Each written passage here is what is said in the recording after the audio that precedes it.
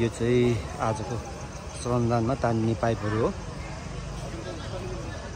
यो छ सिनेरी। आज स्वतन्त्र नागरिकका साथीहरू जमघट भइसक्नु भएको छ र यहाँ हाम्रो यही नजिकैको पिण्डेश्वर संस्कृत विद्यालयबाट पनि विद्यार्थी भाइ बहिनीहरू प्लस अर्को एकजना अर्को स्कुलबाट पनि नानी बाबुहरू आइरहेको देखेको छु। श्रमदानमा आउने मानिसहरू आउने क्रम जारी छ। हो हाम्रो ज्येष्ठ नागरिक हाम्रो काजीमान मामाजी पनि आइसक्नु भयो त श्रमदानमा। आजको श्रमदानमा हाम्रो वडा नम्बर 14 को अध्यक्षज्यू पनि आज श्रमदानमा सहभागिता हुनुहुन्छ। डोरी बनाउने काम गर्दै हुनुहुन्छ उहाँले चाहिँ।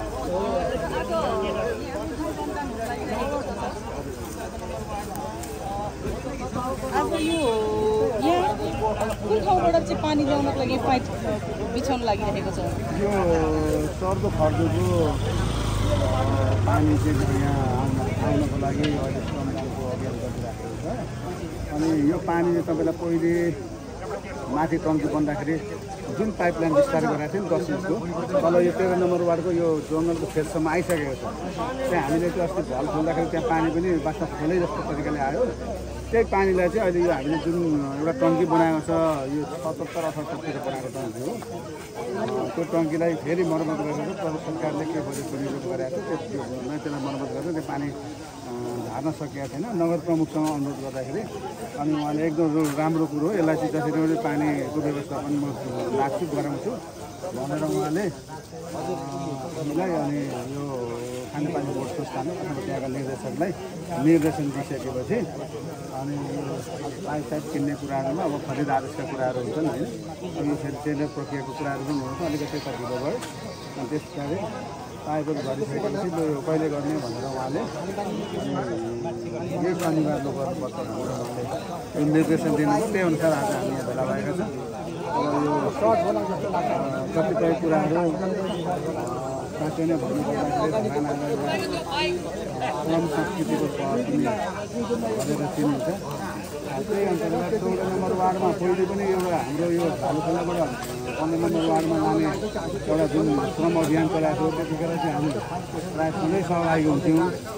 पछि यो कोकातिर चाहिँ 2-4 चोटि मात्र जान पाइयो होइन, गइयो। अब अहिले चाहिँ यो आफ्नै वार्डमा भएको हुनाले हामी सबै लाग्नुपर्छ भनेर यहाँको स्थानीय वडावासी र काम गरिरहनु भएका सम्पूर्ण श्रमदाताहरूलाई आह्वान गर्नुभएको छ। आउनु गरिसकेपछि उहाँहरू आउनुपर्छ। उहाँलाई धेरै धेरै धन्यवाद दिन चाहन्छु। किनभने कतिपय कुराहरू आर्थिक अथवा तपाईँलाई बजेटले मात्र चाहिँ काम गर्ने भनेर हामी लाग्यौँ भने हामी पछाडि पर्छौँ होइन। अब यस्तो श्रमबाट पनि धेरै कुराहरू गर्न सकिँदो रहेछ। यो अहिले उदाहरणको रूपमा धरानमा देखिराख्नु भएको छ। श्रमबाट धेरै कामहरू देखिराख्नु भएको छ नि त अब अहिले होइन। त्यही अन्तर्गत आज हाम्रो 14 नम्बर वार्डमा चाहिँ एउटा यो श्रम अभियान सुरु भएको छ। तर यो अब श्रम चाहिँ हाम्रो यो के छ भने माथिबाट यो जङ्गल हुँदै तेर्सो हुँदै त्यहाँ पाइपलाइन विस्तार गर्दै गर्दै त्यसरी यो टङ्कीमा ल्याएर त्यहाँ चाहिँ इन्डिङ गरेर त्यहाँबाट फेरि त्यहाँबाट एउटा यो थान्सको पाइप तपाईँलाई तलसम्म छ। त्यो तल किनभने विजयपुर बजार र डाँडागाउँलाई खानको लागि एउटा खैजको पाइप त्यहाँ छ क्या, अलिक तलसम्म त्यहाँसम्म पुर्याउने हाम्रो कार्य। हजुर लगभग कति समयमा सकिन्छ होला?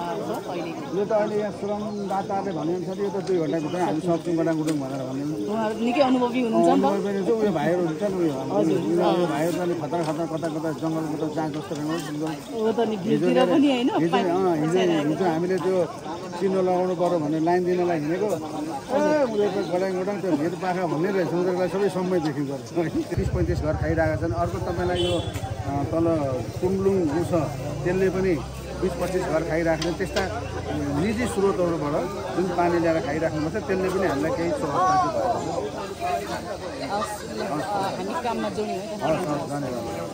छ। श्रमदानमा आउने क्रम जारी छ।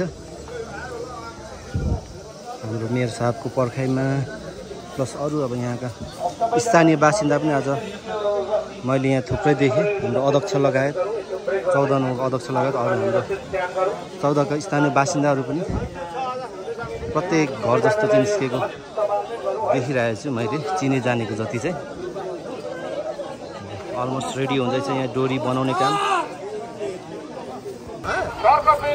जनताको सहभागिता पब्लिक धरानी जनताको सहभागिता व्यापक भइरहेछ आजको श्रमदानमा चाहिँ बस 4वटा आइसकेको छ प्लस आफ्नै स्कुटर आफ्नै अब प्राइभेट भेहिकलमा आउने त्यतिकै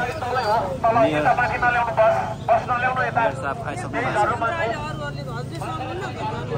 चाहिँ 14 नम्बर वडाको चाहिँ धेरैभन्दा धेरै जनसहभागिता चाहिँ मैले देखेको छु म आफै पनि 14 नम्बर वडा बासी भएको नाताले चाहिँ एकदमै खुसी लागिरहेछ यो तरिकाको जनसहभागिता चाहिँ श्रमदानमा हुन जरुरी छ आउने दिनहरूमा पनि अध्यक्षज्यू यता हुनुहुन्छ 14 नम्बर वडाको अध्यक्षज्यू साथै यहाँका स्थानीय वासीहरू पनि हुनुहुन्छ यहाँ 14 का सबैजनालाई हार्दिक तपाईँको चाहिँ स्वागत गर्न चाहन्छु म र ब्यानर पनि लिएर आउनु भएको छ पहिला जस्तो अलिकति यो कन्जस्टेड एरिया भयो त्यसले गर्दा मैले त्यस्तो के अरे गर्न पाइनँ सकिनँ हाम्रो स्पिकर पनि आएको छैन आज गीत पनि गाइँदैन कि क्या हो होइन त्यो हो ए ऊ चाहिँ आउँदैन anyway boxing Dharan boxing team हामीलाई क्लबलाई हार्दिक धन्यवाद दिन चाहन्छु र आउने विकास संस्था धरान क्लबलाई धन्यवाद दिन चाहन्छु यता पनि छ बैठियोला त्यहाँ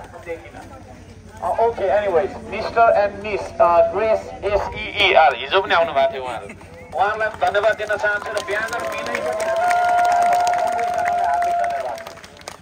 पानी डिपार्टमेन्ट छ पानी डिपार्टमेन्टले पानी ओसार्छ श्रमदान गर्नु भनेको खालि पाइप तान्नु मात्रै होइन त्यो श्रमदाताहरूलाई पाइप तान्ने श्रमदाताहरूलाई पानी खुवाउनु पनि श्रमदान हो त्यसो भएको कारणले पानी डिपार्टमेन्टले पानी हेर्छ खाना खाँदैनौँ आज एनिवेज खाना डिपार्टमेन्टले खाना हेर्छ खाना र पानीमा होइन केही थोरै मान्छेहरू हुन्छ विशेष गरी चाहिँ हामी पाइप तान्न आएको हो पाइप तान्ने काममा नै हामी लाग्छ खास त्यस्तो अरू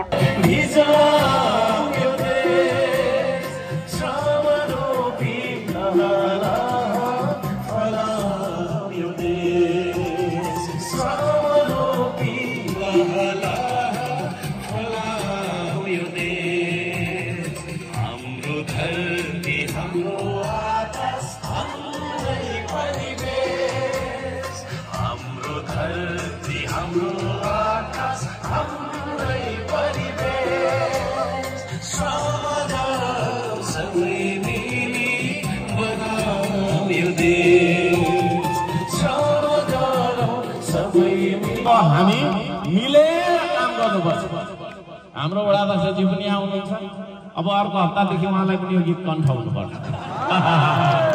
है हामी सबैको देश हो हामी सबैको प्रयासले मात्रै हाम्रो सबैको पसिनाले मेहनतले मात्रै देश बन्ने हो यहाँहरू सबैजनालाई हृदयदेखि धन्यवाद दिँदै हृदयदेखि तपाईँको सँग सम्मान गर्दै मैले यति भने अब हामी अघि भर्खर भनेको छोटो सेफ्टी ब्रिफिङलाई सम्झँदै काम गर्नेछौँ अगुवाई गर्ने साथीहरूले डोरी बाँधिदिनु होला र त्यसपछि कता जानुपर्ने होला दिशा होला धन्यवाद छ सबैको जय होस् हाम्रो सचेत धरानीसम्मको ग्रुप चाहिँ निकै माथि आइसकेको छ यहाँ चाहिँ अलिकति बाटो अप्ठ्यारो भएको कारणले चाहिँ पालै पालो जानुपर्ने अवस्थाले गर्दा चाहिँ हामी स्टक भएर बसेको छौँ